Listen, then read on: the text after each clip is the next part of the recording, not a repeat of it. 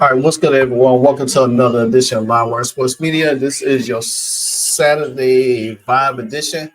So I have a video, and this probably is going to be a long video, probably around about 25, 30 minutes or so, might be 40 minutes. But once I show you this video, I really want you to look at this video continuously. Just look at it. I am going to leave the link in the description or into the pinned comment so you could go back and check it out yourself.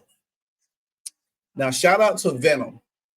And many of y'all have probably know who he is, seen him and everything like that. And he's been linked up with Rosita Lee, doing some podcasts, all that stuff. But he's a very good guy. Now, he put a video together.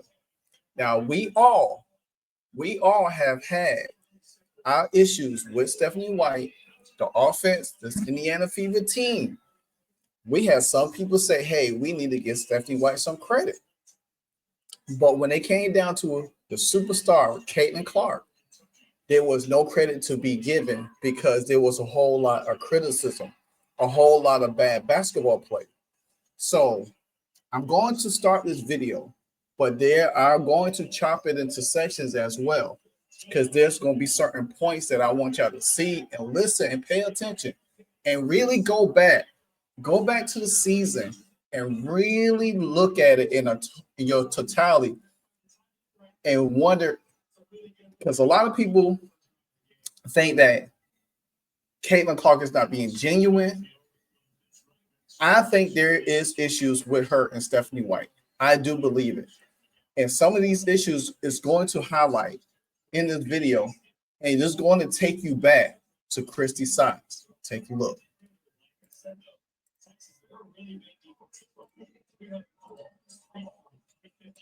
His parasocial obsessions and can't handle a different perspective. We're going to go through it all together. Game footage, post-game comments, and media coverage so everyone watching can decide for themselves what's really been happening.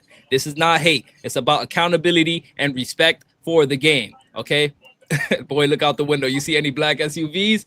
I'm finna go check my windows in a second. All right, continuing.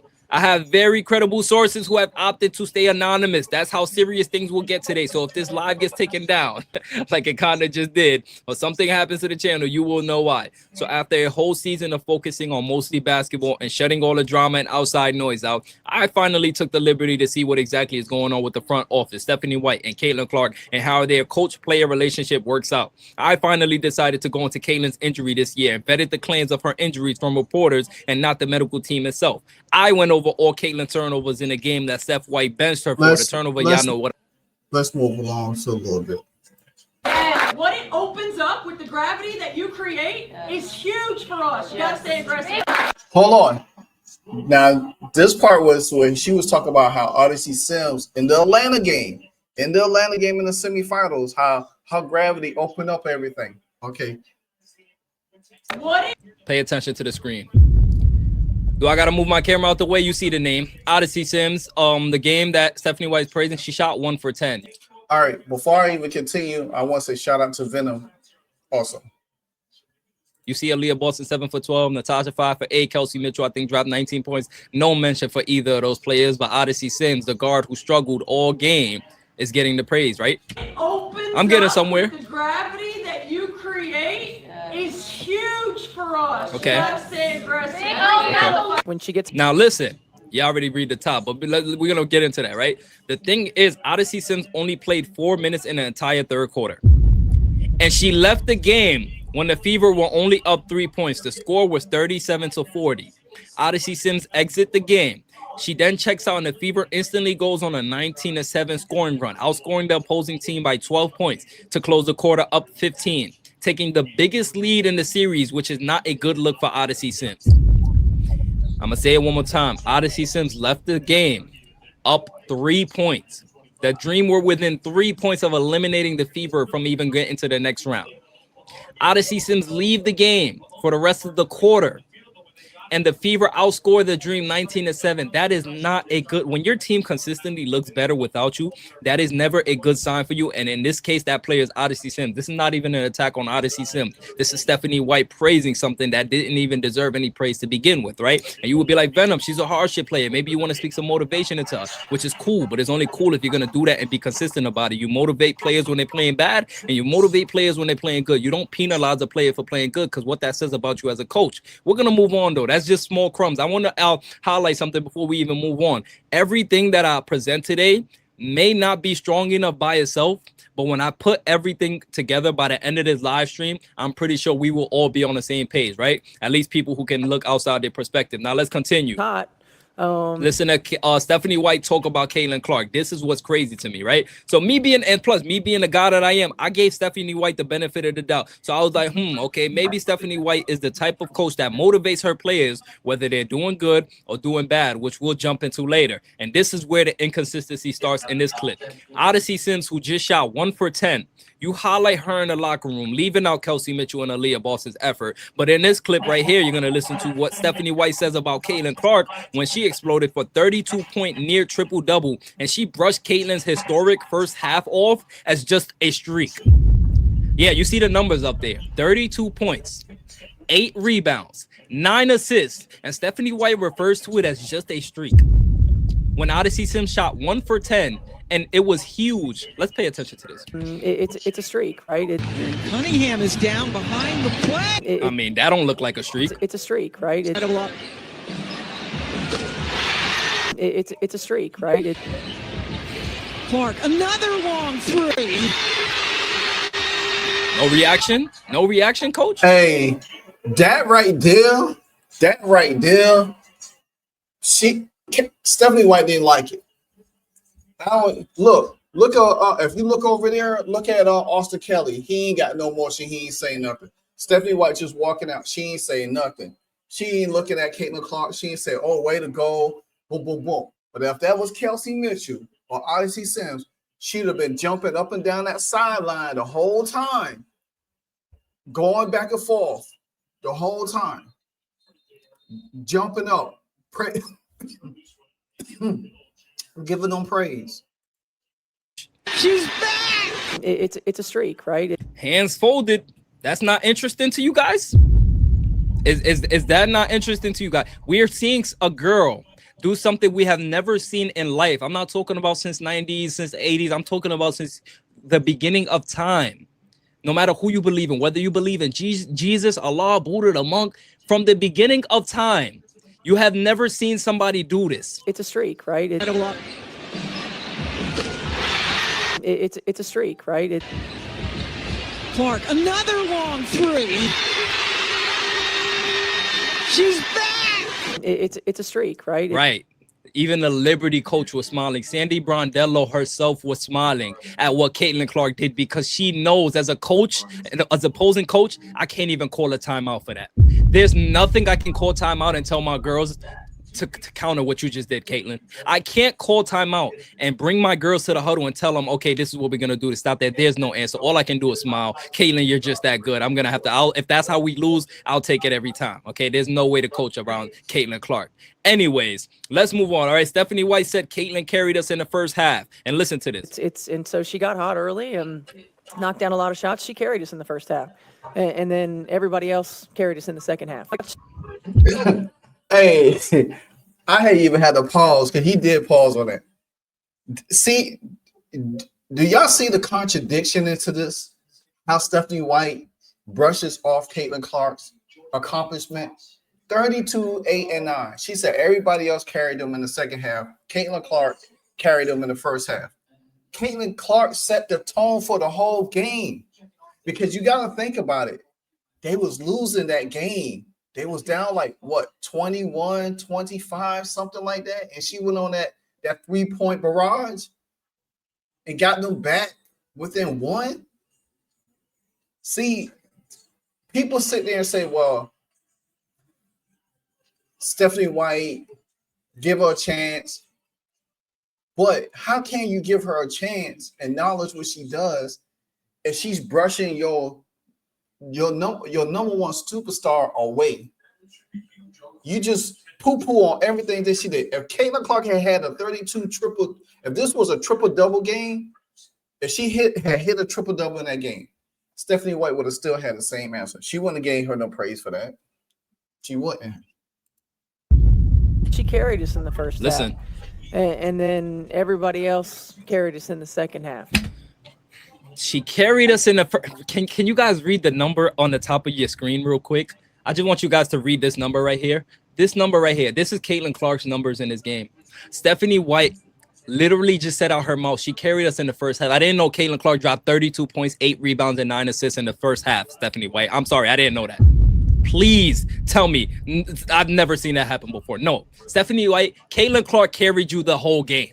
Yes, maybe she didn't have the best scoring second half, but her impact when she's on the floor will forever be felt. Do not pay attention to just numbers. And if you do want to pay attention to numbers, how do these numbers not move you?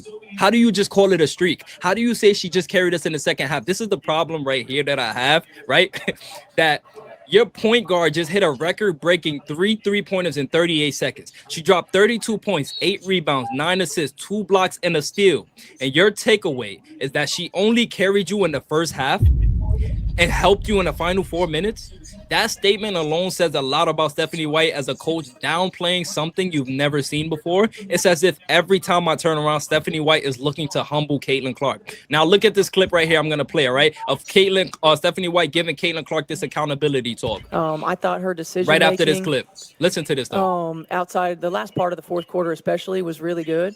She had some turnovers and we talked about it a little bit, and I thought her decision making was great, outstanding, especially that last 4-minute stretch or whatever it was that she was on the floor. Did a really good job of Listen for that. Listen to that right there. This is what they don't want you to pay attention to. Look at the slip up of Stephanie White. She almost did a better job of getting her teammates involved. Listen, she slipped up. Especially that last 4-minute stretch or whatever it was that she was on the floor. Did No. You said it right. We heard you. Yeah. We know exactly what you said, Stephanie White. Did a better job at getting her teammates involved. Really good job of getting everybody involved. Right? But you knew that wouldn't play right in the media. But that's really how you feel. You felt like Caitlin Clark wasn't getting her teammates involved in the first half. But guess what, Stephanie White? She dropped 25 to 27 points in the first half. She had a historic game. Caitlin Clark broke the internet this game.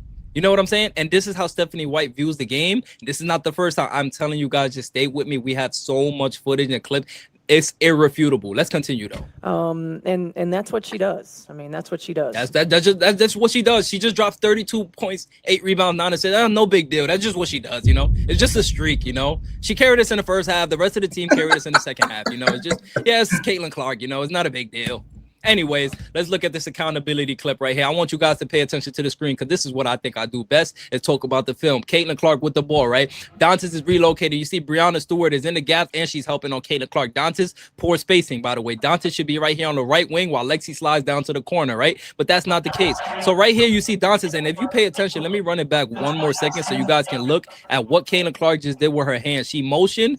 She signaled for Dantas to space out. So Caitlin does this. I want you all to pay attention to Caitlin Clark for a second while she waves like this. The first one is coming right now. This is the first wave. Boom. You see her wave right there. I can zoom in if you need to. You can see right there. She waved, right? This means Dantas was trying to get. So Dantas spaces out a little bit, but technically, even though she wanted Dantas to move down, but technically she wanted Howard to flare out more. Howard didn't flare out more. She stayed stuck right there. If Howard had pushed out more, it would have gave, I think that Sid Colston to come back up to the top. Then for Caitlin to curl around and find Dantas, and Dantas slip, that would have pushed Flexi down a little bit more. But now Breonna Stewart fully commits to Caitlin, which means Dantas, guess what? Now they just gave you a wide open run to the rim. A wide open run to the rim. All she had to do is run to the rim. Dantas doesn't take it. So Caitlin is so confused right now. She's like, okay, Dantas doesn't get it. I'm going to get it to somebody else. So she forces it to Lexi, and it gets stolen. And Stephanie White punishes her for this. Instead of talking to Dantas, instead of calling back Dantas and telling Dantas where to be, because Dantas really struggles being on the floor regardless, you're going to punish your generational player for a mistake that's out of her control. This is a girl that is the best playmaker we've ever seen grace a basketball. And you think you can tell her how to facilitate better? We're gonna get into Stephanie White's coaching record in college as well, and who she coached with over there. Just stay with me. Anyways, this is the accountability talk right here. So I want, before we show Caitlin Clark's reaction to this clip, because this clip, it didn't go viral. I think me highlighting it may go viral. Caitlin Clark's reaction to Stephanie White. Nobody maybe noticed it, but I noticed it. Okay, so let's talk about this accountability talk. When it clearly looks like Caitlin isn't being heard on what she sees. I mean, no disrespect when I say this, but nobody can tell Caitlin Clark how to play make. Simply because no one has ever saw the floor like she has in real time. So when a player like Caitlin speaks up, and look at the guy that's sitting there. He got his hand on there watching Stephanie White talk to Caitlin. you as Caitlin's coach should listen and understand now is not the time to ego trip nor power trip. You guys know who Julie Van Loo is, right? Julie Van Loo, if you didn't know, she was inside one of the CCFC spaces. Now, I don't know if I'm supposed to say this, but the CCFC spaces are public information anyways. Julie Van Loo joined a public Twitter space, and she said, Caitlin Clark is the best playmaker, along the lines of, right? I'm not directly quoting her, but this is along the lines of what she said. She doesn't understand how good Caitlin Clark is because she knows how difficult it is to make the reads Caitlin Clark makes in real time. She couldn't believe it when she was speaking about it in the space, okay? Anyways, let's continue. Look at Caitlin Clark's reaction trying to explain to Stephanie White that she was waiting for Dantas to cut, and Stephanie White was telling her otherwise. Look at Caitlin's reaction. Look at Caitlin's reaction. Oh my gosh. If y'all didn't, that just how she felt with Christy Sides last year. And we killed Christy Sides all last year. Stephanie White, you could tell Stephanie White do not know how to coach Caitlin Clark. Because if you got a generational person that know how to pass the ball, and you trying to take what makes her so great in that ability away, because the thing about it is, she was motioning for everybody to move, and nobody was moving. They were standing there. So they gave her the turnover, but she gets fussed at about it like it was her fault. All Adonis had to do is move. All Natasha Howard had to do is flay out, you know what I'm saying, and allow Caitlin to come around a little bit more. She already had two defenders committed to her. But that's the lack of IQ that she has to deal with on this team, because nobody on this team has the IQ of her. Even her coach don't even have the IQ of her. But you want to blame her for a turnover that the players, she's the floor general. She's trying to get them in position. And if they don't get in position, that's like being the quarterback of a football team. I've seen Tom Brady, Peyton Manning, Aaron Rodgers, all of them. If a receiver misses a route, they get chewed out. All the time, they get chewed out. You see young quarterbacks doing it. Stephanie White, as a coach, and normally in a quarterback, if a quarterback throws an interception and knew that the receiver missed the wrong route and that interception goes on that quarterback, guess what? Him and the coach comes on the sideline. They point, they look in and see what it is, but they're gonna let that receiver know that they should. Stephanie White, she read upon this Caitlin Clark and praised Odyssey Sims, Kelsey Mitchell, Natasha Howard for bad play when they mess up on the court. You don't see her do this to none of them on that basketball court at all. We've been here before. We've seen this face before. We know exactly what this look means. Yeah. Christy Sides all over again. We seen this look. Caitlin Clark dead in the face right now. Can't believe she's going through this for a second year in a row. A coach who thinks they can see the floor better than her. This is unbelievable. This is unacceptable. Caitlin Clark is. And people think that we be jumping on Stephanie White just to be jumping on her. No, there's reasons why. It's evident reasons why. So now I'm gonna fast forward to this part right here. Where she talks to Sue Bird. Right, then almost used the word better job, and we already talked about this. But let's talk about Caitlin Clark on the Sue Bird podcast and talked about how Stephanie White was on her about not capitalizing on a 2-for-1 when Caitlin literally came down and shot it. And this is this is a segment that is not up for debate. This is something that's not opinionated. It's a fact. Of like and 3 years, I played for 3 different coaches too. So like every coach is going to be a little bit different, and like it's also a learning process of each other. It's the same me and Coach Bluter had in college of like having a little grace with one another, and this, and obviously the same professionally of what they want and what they need and what I need. But also I think like time and score is like probably the biggest thing for me. Like even when we just played New York, I had just made 3. And it was the end of the first quarter, and I came down, and I like kind of danced with the ball for a little bit for no reason, and then like we could have got it. So she says she kind of danced with the ball, which is what Stephanie White has been feeding her. Stephanie White has her thinking that Caitlin Clark was dancing with the ball. You can read the top of your screen. Like Caitlin said, Stephanie White made her feel like she didn't capitalize on a 2-for-1. Guys, if you don't know what a 2-for-1 is when you get 2 possessions to get 1 shot to make 1 field goal, which is 32 seconds left on the clock, which is the preferred time you kind of take the 2-for-1 shot. The other team gets the ball, it's 24 seconds on the shot clock. So when the other team gets the ball, they only got 8 seconds to make a play before you get the final possession. You get the ball back. So right here, 32 seconds. Caitlin Clark is being phase guarded at half court. How can she capitalize on this 2-for-1? Please tell me. Anyways, let's continue. 2-for-1, but I wasn't paying attention. So Caitlin says she wasn't paying attention. Caitlin, even if you were, unless you have intentions on heaving from half court, which we know you probably can make, it's not a high percentage shot. You're going to look at Stephanie White's reaction as well. And so like Steph was like, came up to me at the end of the quarter and was like, hey, like be aware of the clock. And like, she's right. Like those are the moments like you can't get like so in the zone and so like fixated on like, I'm shooting this, I'm like doing this. Like I should have just came down and shot it. Like I'd already made 3. Like, exactly. You should have just took it. 2-for-1s. Yeah. It's like a free. 2-for-1s are like, the best. I just want to run that part back. Caitlin. Now, see, Sue Bird knew what Caitlin Clark was talking about. She knew, and see, when I had watched this interview, Caitlin Clark was so careful of her choice of words because she really wanted to badmouth Stephanie White. And I'm sure she had talked behind the scenes of Sue Bird about, and they know how great Caitlin Clark is.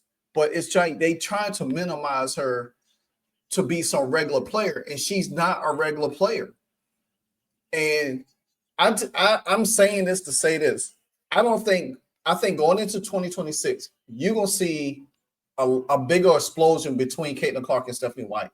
I'm just going to be honest with you. You're going to see a bigger explosion with Caitlin Clark and Stephanie White because I think right now Caitlin Clark feels like her game is being minimized and she's being second guessed, and they messing with her head. They already messed with her mechanics this past offseason. Now they messing with her head, making her second guess herself, and she can't play the free-flowing game that she is. You know what I'm saying? Yeah, Caitlin Clark has a lot of power, but I do believe this here. I think Stephanie White, 10 year of this league, of being with the Indiana Fever, because the Indiana Fever don't want to lose Caitlin Clark. But you're going to have to make a hard decision after 2026, because if it doesn't work, and Stephanie White does not let Caitlin Clark play her game and get everybody on the board like how Chrissy Sines did in the second half of the season a year ago, Caitlin either gonna force a trade or Stephanie White, they're gonna have Stephanie White fired. She's gonna have Stephanie White fired. And I can't blame her.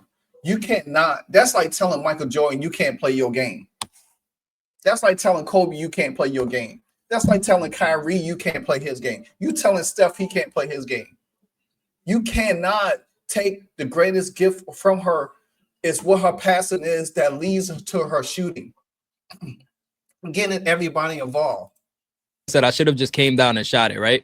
This, I'm like doing this. Like I should have just came down and shot it. Like I'd already. Can you guys remember that one for me? I should have just came down and shot it. Please remember that for me. Made 3. Like it's either gonna go in or it's not. And then I love 2-for-1s. Yeah, It's like a free. 2-for-1s are the like, best. I had to do it. It drives me nuts when people don't do 2-for-1s. I know, but when you're getting the first of the 2. Yeah, so I think it's just time to score. Yeah, it's a free shot. Yeah, I had to do it. It's a free shot, even if it's a bad shot. It's like I had to do coach, it. like Yeah. I had to. Right? Exactly. So what did I just tell you guys to remember, right? I should have just came down and shot it. Chat, can you look at the screen? Guys, I want you guys to point to me the first second that Caitlin Clark gets an open look, and does she take it? Let's watch it together, okay? A screen comes. Is this an open look for Caitlin Clark? I want you guys to answer. I'll say no, right? 31 seconds left.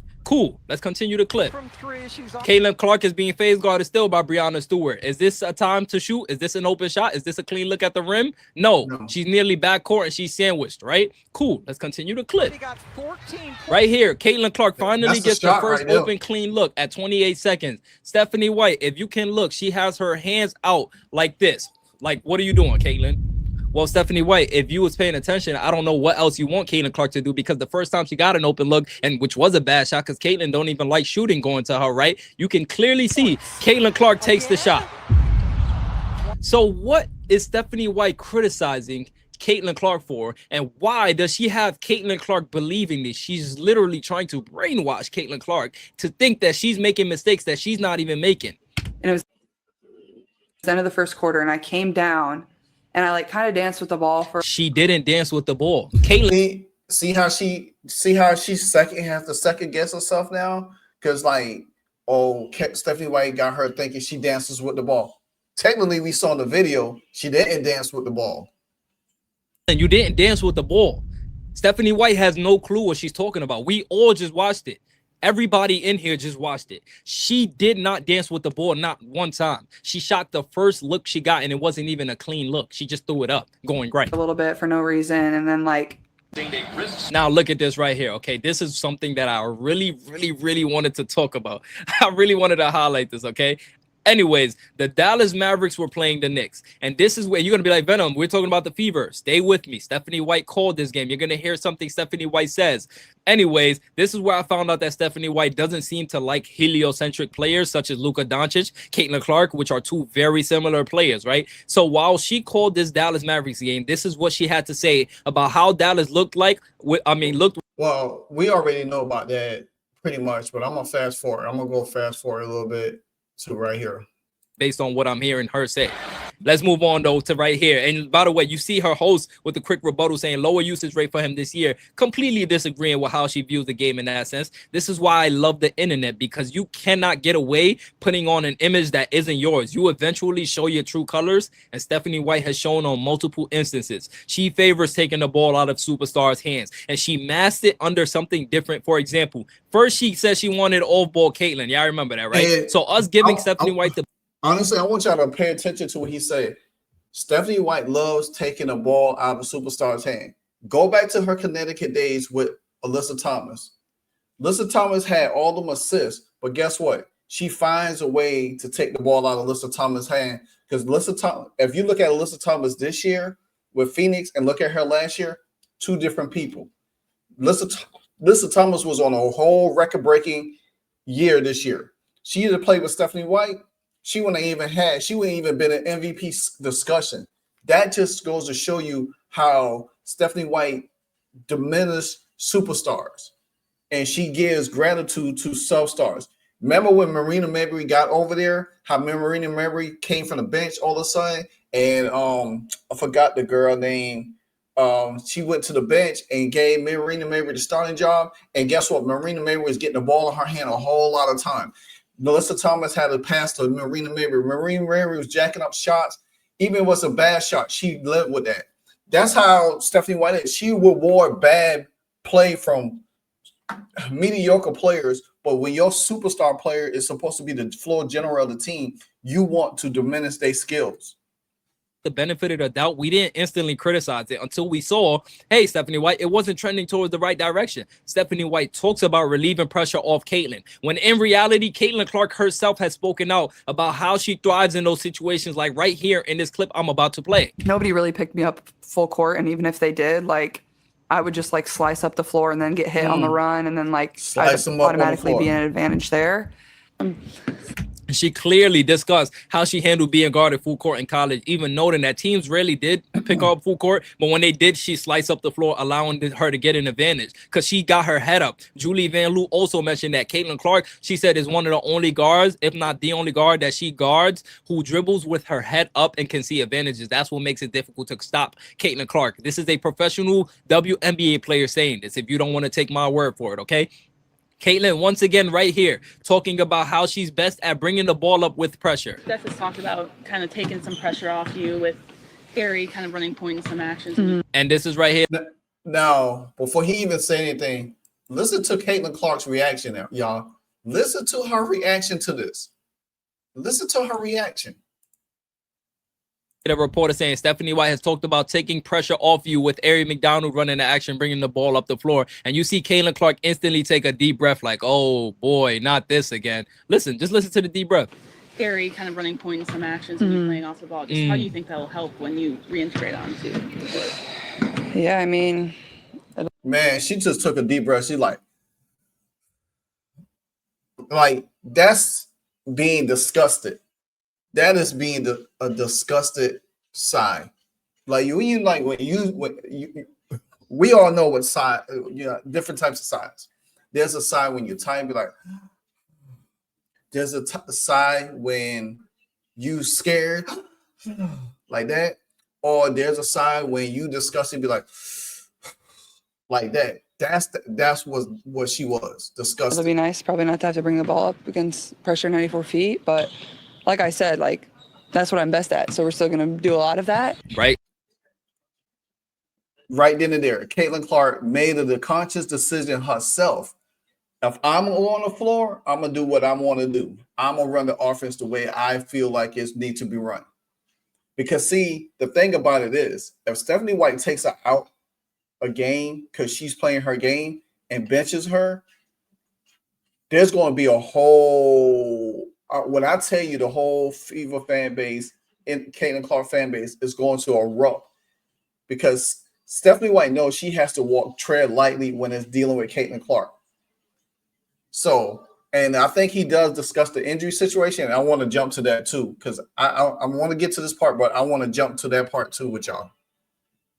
Like I said, that's what I'm best at. And she gave a little shrug, like, that's what I'm best at. Like, I don't care. You got to look at Caitlin Clark's body language and the way she answered these questions. And this is about Stephanie White relieving pressure off her, which means she's rebuttaling something that her own coach is saying. To bring the ball up against Look pressure at the shoulder shrug. But like I said, like that's what I'm best at. So we're still going to do a lot of that. All right, now let's move on. The problem to me is that Stephanie White lacks the comprehension that Lisa Bluter understood instantly. You get Caitlin the ball and you control the pieces around her. You don't control Caitlin Clark because she's uncontrollable. She'll do what she needs to be done. She'll find the advantages. You just control what's going on around her, right? Exactly. Anyways, right here, it's crazy. Right here, Caitlin talks about what makes her a great passer. The first thing that Caitlin says here is the same exact thing that Stephanie White criticizes her for. Listen to this. Until I said that. So what do you think makes you a great passer? I I've mean, been I asked this think question a lot about you, and so I have my thoughts. I think my willingness to take risks. My willingness to take risks. Which probably We're gonna leads get to that. a lot And of a lot of people always harp on Caitlin Clark saying, "Oh, well, she has a lot of turnovers." But when it's like Brett Favre. What made Brett Favre good is because his willingness to take chances. Guess what? Phillip Rivers. What made him good? His willingness to take chances. Every player, even in the NBA, will have willingness to take chances, even though they will have a few turnovers. Caitlin Clark was averaging 5 turnovers a game last year, but still, she had a high turnover game this past season. But guess what? She always monopolized that turnover with great assist games. And if your teammates don't have the IQ to catch your passes, or you know what I'm saying, they lead to turnover. We've seen it all last year, how she had all them high turnovers. If Alyssa Smith and all of them had Lexi Hall, all of them had got all of her assists last year, Caitlin Clark would have had 500 assists in the season last year. It wouldn't even be close. She would have had 500 assists last year. It wouldn't have even been close. So a player like Caitlin Clark is always going to take risks, but you got to live with that because she's always going to make great plays 9 times out of 10. We're gonna get to that. I think also like I can see things happen before they do. Also, like I feel like I'm a good defensive rebounder. Like I try to. That's always like my goal. Like go get the rebound and go. And that's another thing that's Caitlin good at, rebounding. She always averaged over at least 5+ rebounds a game. She rebounds her ass off to get to up the court.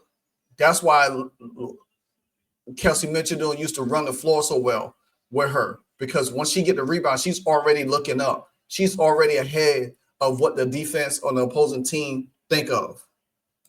Oh, like that's the best way to start our offense is like I'd have the ball immediately. That makes it harder for the defense to pick me up. You know, we're going in transition. It's harder to match up. It means we got to stop. I think also like I play with good teammates. Like I play with really good cutters. Even in college, like Kate was a great cutter. Like I had people on my team that were good cutters. Like and now Kelsey, Yeah, I mean the Lexi, backdoors with Sophie. you guys, like you go down the list. Like I play with really good cutters that make it easy. Like Kelsey, like you can like be like guarded up, like denying her, but like she's just faster than you. So at the end of the day, like she's still gonna get the ball. So I'd say those things. Right. So weird. So the All right, so I'm gonna skip along a little bit right here. I don't want to get too much. I want to get to this part where Kelly Crisscross was talking about. one of your players' supporters are so famous. When one of your players are so famous that their supporters are constantly flooding your mentions because they disagree with everything you got doing, at a certain point, that may build up and may cause some conflict in the locker room, right? Or some secret animosity between you and this player, right? Maybe you might start to, maybe punish this player, right? For things that are out of their control. Yeah, maybe that can be another reason, but we'll leave that for another day. Anyways, in my opinion, this shows Stephanie White's motion offense is her only foundation. She's a motivational speaker and relies on her assistant coaches for the X's and O's. I've never seen her draw up a basketball play. I've never seen anybody on this team compliment Stephanie White for the way she coaches. Guys, can you guys show me or tell me one time Kelsey Mitchell, Sophie Cunningham, Lexi Holt, Caitlin Clark, anybody on this team complimented the way that Stephanie White coaches? No, you hear them compliment the player, the coach that she is. I mean, the human element, right? Like how good she is as a human. She's a motivational speaker. She's probably a great human being. She's probably a great friend, right? Maybe she's just good at speaking to you, making you feel good. You know what I'm saying? Comforting you. But she's not good at drawing X's and O's. She's not good at drawing plays. And Well, she don't speak life into Caitlin Clark or motivate Caitlin Clark. She does the opposite with Caitlin Clark, period. She'll talk highly about Kelsey Mitchell, Natasha Howard, Odyssey Sims, Eric McDonald, but she'll talk less. She'll talk highly about Leo Boston or whatever the case. But when it comes down to Caitlin Clark, it's always like pulling teeth. Like you have to really snatch her tongue out her mouth to get her to talk. we see this time and time again. Scott Agnes himself confirming it. Stephanie White was just right there. He referred to her. Brianne January and Austin Kelly is the one drawing up the plays. But anyways, let's move on. Kelly Crosskoff, you're not safe either. Nobody's safe right now. Kelly Crosskoff in the front office. I don't know how this clip slipped by me. The front office are not exempt from blame as well. I spent the entire season. If you guys know, this is the first time I'm criticizing the front office. Guys, since last year, all I did was say, guys, give the front office a break. They've been doing amazing things. They've been recruiting hella good recruits, this, that, and the third. I've given the front office nothing but flowers, guys. Venom, I like you, bro, but I ain't getting them no credit. I ain't getting them no credit. They had a chance, but let's continue. So please do not look at or label me as that clickbait content creator that just start drama. Guys, I've never done this before. So when I do this, I feel like it should be taken with some, some type of authenticity. You get what I'm saying? But anyways, like I said, they're not exempt from blame. And I spent the entire season focusing on basketball and film, drowning out the outside noise, and that was a grave mistake on my end. I don't think I'd ever do that again. There's so much that went under my nose, and it led me to making this video right here, setting the record straight. To my supporters who I've been ignoring about this, I apologize. I was giving everybody the benefit of the doubt. But see, this is the thing. We've been saying this all season long. People was getting mad. Even people on X, they was getting mad. Don't criticize Stephanie White. Oh, well, Caitlin Clark needs to be coach. She ain't exempt for being coach. She can't just do whatever she want to do. She's a generational player. Nobody said that she need to do whatever she need to do. But you have to have the right coach to coach her the right way. You can't just coach her and think she's supposed to listen to you, especially when you're wrong. Look what Paige Beckers was doing to her coach over there. He was drawing up plays, and she was looking at it like, what is this? These players are too smart just to be saying that, oh, let that coach you Because what? Because you need to learn? No, you can't teach what she knows. Stephanie White is not an offensive coordinator. Like he said, I think she's probably a good person on the outside, but coaching, she's not good. She's not good. And she cannot coach Caitlin Clark. And it's okay. But we got to be real about this, people. We can't sit here and sugarcoat. We're like, oh, well, Caitlin Clark is Brad. She does this. She needs to stop whining with the referees. Yeah, fine and good. That's perfect. She does need to stop talking to the referees sometimes. But guess what? That's just how passionate she is about the game. When you love it, you ain't gonna tell Tom Brady stop talking to the referees. You ain't gonna tell Peyton Manning. You ain't gonna tell Patrick Mahomes. This is what makes these players great. You ain't gonna tell Jordan, Kobe, LeBron. This is what makes these players great, who they are. They passionate about that. And if you got a coach that cannot coach you, it's a problem. I don't care what the Fever had did to all the way, almost got to the championship. Because guess what? They should have had Caitlin Clark all the way. And I think they didn't want to deal with Caitlin Clark, the buzz around Caitlin Clark, answer Caitlin Clark questions. Because every time they did answer Caitlin Clark questions, Stephanie White had this prune face frown on her face all the time. Not taking the time to go find out what's been happening for myself. But anyways, Kelly Krauskopf caught a lot of heat for what sounds like she's prioritizing the Fever brand. Little does she know, it's the Caitlin Clark show that we're here for. Listen to this. We want to sustain the growth and the interest level in the franchise. I mean, this is about the Indiana Fever. She said this is about the Indiana Fever. This ain't about Caitlin Clark. So guess what? They ain't invested to make Caitlin Clark a superstar of the team. They more worried about being Apple. Yes, we have a foundational player in Caitlin Clark, and she said a foundational player. She didn't say generational player. She said a foundational player in Caitlin Clark and Leah Boston. So they just really view Caitlin Clark and Leah Boston as just some ordinary people off the street. Like, yeah, we could get this done without them. They just part of it, but it's our brand. But guess what, Kelly? Where was the Indiana Fever since y'all won your last championship? Okay, I'll wait. Boston, and we're going to continue to add to that. But I want this team to be the leader in the country, and a brand, an enduring brand, like Apple. But guess what? You can't be that brand if you don't put your superstar ahead of it. You got to put Caitlin Clark at the head of the center for that brand to be that brand.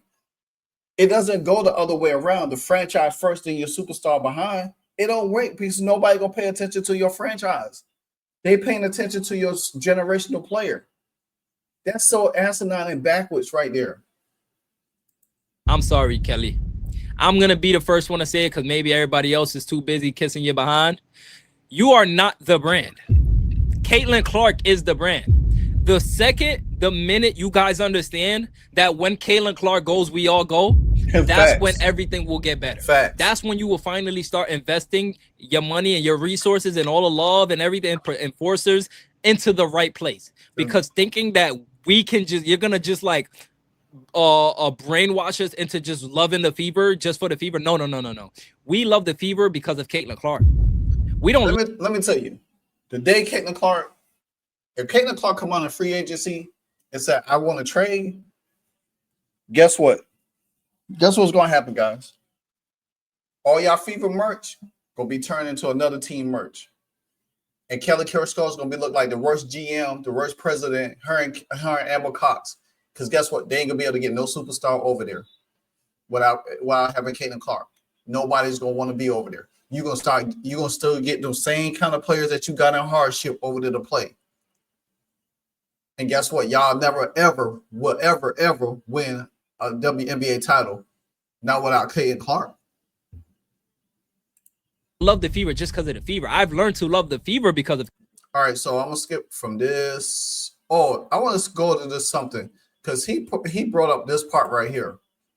Survey sent out to Fever fans who purchased tickets and most likely purchased merch, etc., right? However, they got your information. Questioning: is there anything that would impact your Fever fandom?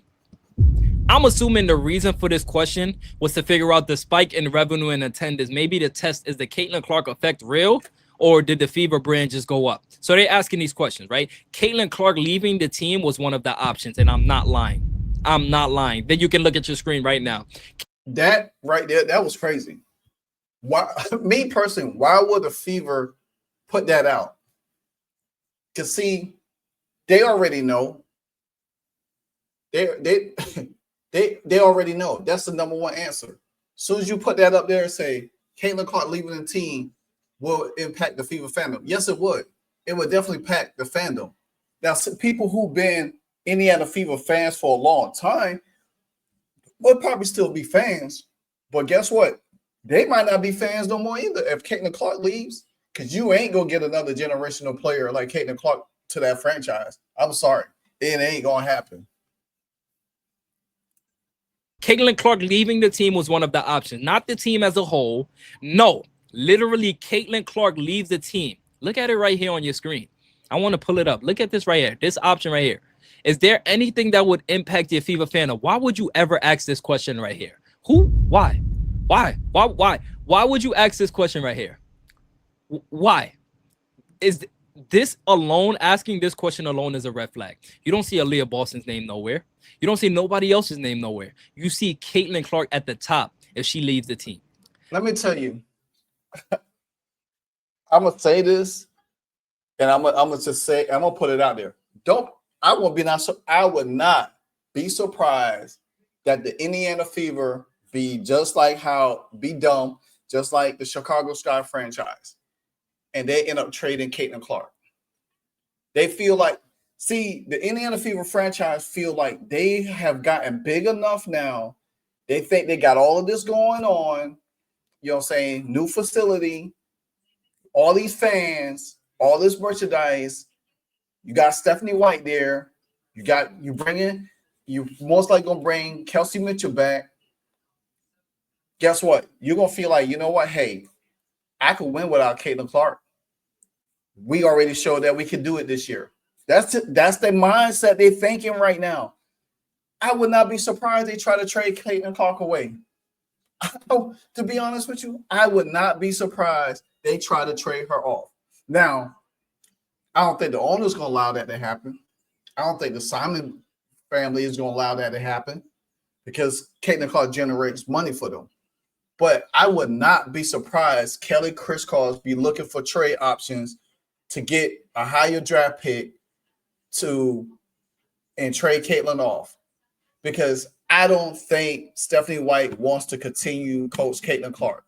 It has to be Caitlin or Stephanie, and that's what it's going to come down to, guys. Now we have talked about this many times on streams about Bill Belichick, Tom Brady situation, but eventually Tom Brady had enough and he left, and he won without Bill Belichick, and Bill Belichick's still searching right now. So I'm just saying. All right, so now let's move on real quick. Okay, this is the injury part right here. And then I'm going to wrap it up. Far greater than what I could tell you guys. I can show you guys exactly what I got going on. So Mick was the one to point it out. Chloe Peterson on August 20th. What did she say? Let's pull it up right here. Sources confirmed to me that Caitlin suffered a very mild bone bruise in her left ankle on August 7th, right? It says the source stressed that this tweaked ankle does not affect her return timeline. Meaning, this ankle injury did not affect Caitlin Clark's timeline on returning. Meaning the groin was definitely, whatever her groin trajectory was timeline, is not affected by the ankle injury, right? But then, on the opposite hand, you got Sky Agnes saying, feel free to spend money how you like. I have a business to run, but you then cannot complain about how. And Scott Agnes got hot about that. He got hot about that and did a live stream. And then later in the year, when we kept challenging them about the timeline, how she can come back, guess what?